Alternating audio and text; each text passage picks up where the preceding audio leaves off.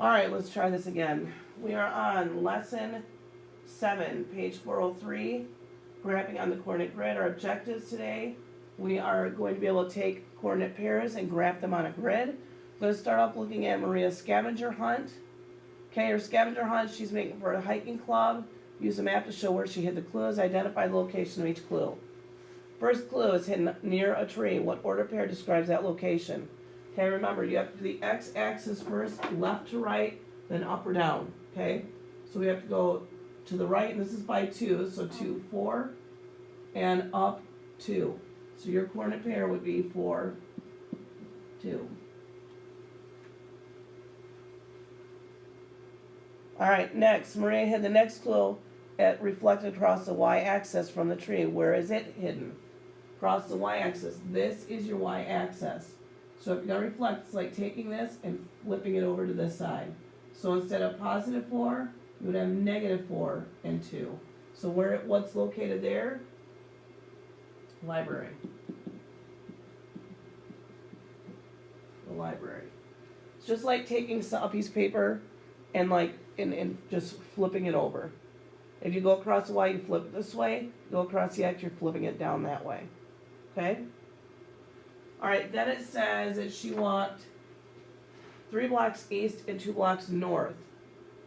3 blocks east, so we're here. So 2, 3, we have to go in between because each one is 2. So 2, 3, and how many blocks north? 2 blocks north. And where do we end up? We're at that soccer field. So the next one down, number 3, I have to erase to go up. Number 3 is going to be soccer field. Right here. Oh. Number 3, soccer field. The next clue is located that's reflected across the x-axis from clue 3. So again, we go from the soccer field, now we're going across the x, we're going to flip down this way. So if we are -1 and up 4, now we're going to be -1, -4. And where do we end up? We're at the playground. So number 4 should be the playground. Number 5, Maria then hid the next clue under a rock by the lake. How many blocks east did she have to walk? So if we're at the playground, how many blocks do we have to go to get to the lake? Let me give you a second to think about that. Remember, each half is 1 block. You got 2 halves in there. You got this half to get to 0, and then you got to count over and do that half as well. So how many blocks would it take to get to the lake?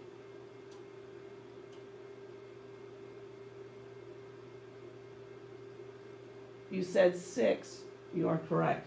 You've got 1 block here, 2, 3, 4, 5, and half a block more, or half a square more would be 6. So for number 5, you should have gotten 6. Now, question 6, honestly, I don't like, and I'm throwing it out because it tells you to walk 5 blocks north and 3 blocks east, and that goes against everything we're teaching you about doing left to right first and then up or down. They're asking you to do the opposite. So I want you to cross out number 6 because I don't want to do it just because I don't want you to get confused. All right, what mathematical practices did we use today? I would say we modeled with mathematics, even though they made a graph, we had to follow it, right? And I would say that we had to make use of the structure and use repeated reasoning. Now, if there's others that you think we should have included in that, go ahead and include them as long as you have a good rationale as to why they should have been there. But I'm thinking it's 4, 7, and 8 are my 2 picks. Maybe even a 10 to precision. All right, on our next page, and this is all backwards, so I gotta scroll all the way down. On our next page, an ordered pair is a corresponding dot that goes with coordinates. And to do that, again, they give it this example that they go left to right first, so you're going across this way first, left to right first, then up or down. So your first coordinate is -3, you are going to the left -3, and then it's 5, so you go up 5. Negatives are to the left and down, Positives are to the right and up.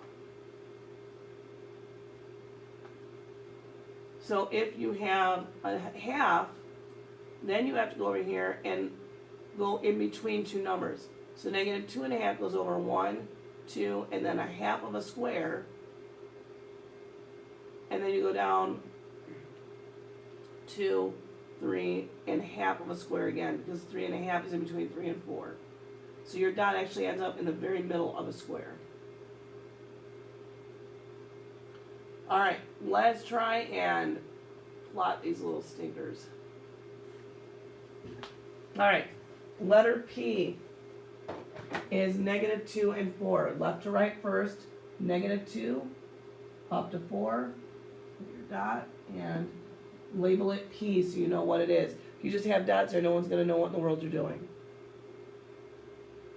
Letter B is 0, negative 4. 0 means we don't move left to right. We just go down to negative 4. Well, that was a bad cue. So if you have anything that's 0, if it's 0 first, you don't go anywhere left or right. If it's 0 second, you don't go up or down. Letter R is negative half by negative 2.5. So negative half, here's the 1, so we gotta go between 0 and 1. And all the way down to negative 2.5. So it's going to land right in the middle of that square. And we label that one R. So if you did it right, you should land right in the middle of the square between negative 2 and negative 3. And letter S is 4, 4.5, and 1. There, yep. 4.5, so over to 4 and 1/2. And up to 1, so you're going to land right about here on that line.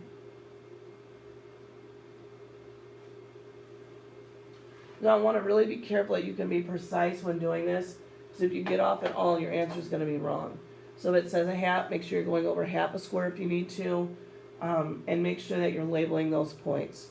Make sure you're labeling your coordinates, not points, coordinates. Gotta get used to saying coordinates. Alright, if you need to pause, go ahead and do so now. I'm erasing in 5, 4, 3, 2, 1.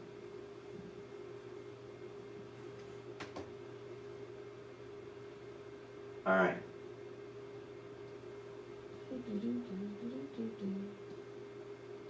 See what the next page says. All right.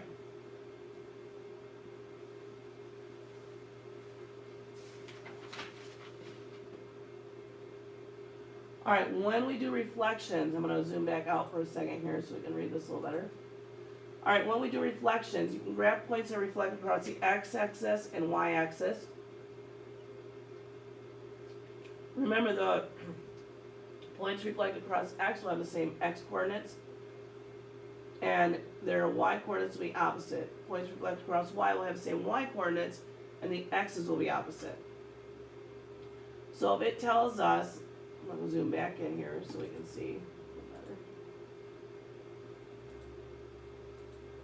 There we go. Reflect across the x-axis.